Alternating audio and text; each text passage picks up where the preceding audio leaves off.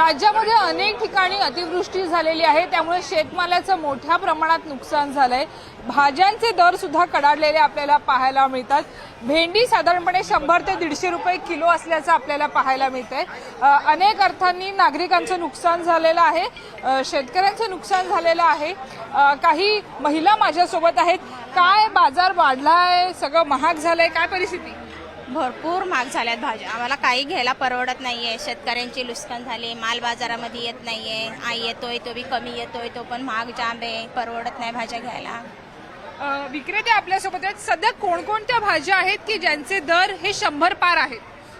जवळजवळ भेंडी असेल, वाटाणा असेल, तोंडली असेल, हे जवळजवळ 100 पार आहेत। आज मेथीची जी जुडी आहे ती कमीत कमी 50 रुपयाला, जी 10-20 रुपयाला मेथीची जुडी मिळते ती 50 रुपये झालेली आहे। त्यानंतर कांद्याची पात नाही अजिबात, कांद्याचे दर देखील पातीचे खूप महागलेत।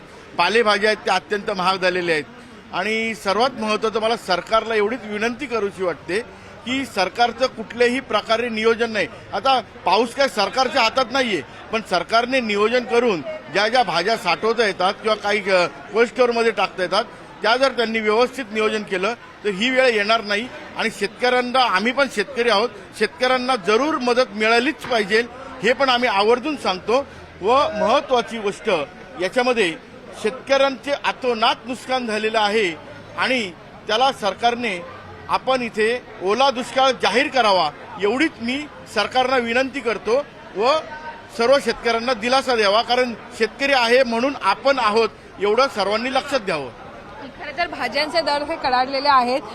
भेंडी ही साधारणपणे 100 ते 150 रुपये किलो, त्याचबरोबर वटाणा देखील महाग झालेला आहे, 100 ते 150च्या दरामध्ये आहेत। अगदी मेथीच्या जुडीपासून मेथीच्या जुडीपर्यंत अनेक भाज्या या कडाडल्या आहेत। सध्या या मार्केटमध्ये सुद्धा अनेक लोक खरेदी करण्यासाठी येतात, परंतु त्यांना जादा पैसे द्यावे लागतात। खरं तर काही प्रमाणात या महिला ज्या आहेत तिथे भाज्या महाग झाल्या आहेत का? हो, खूप महाग झाल्या। त्रास होतो याचा? खूप त्रास होतो, सामान्य लोकांना परवडतच नाही।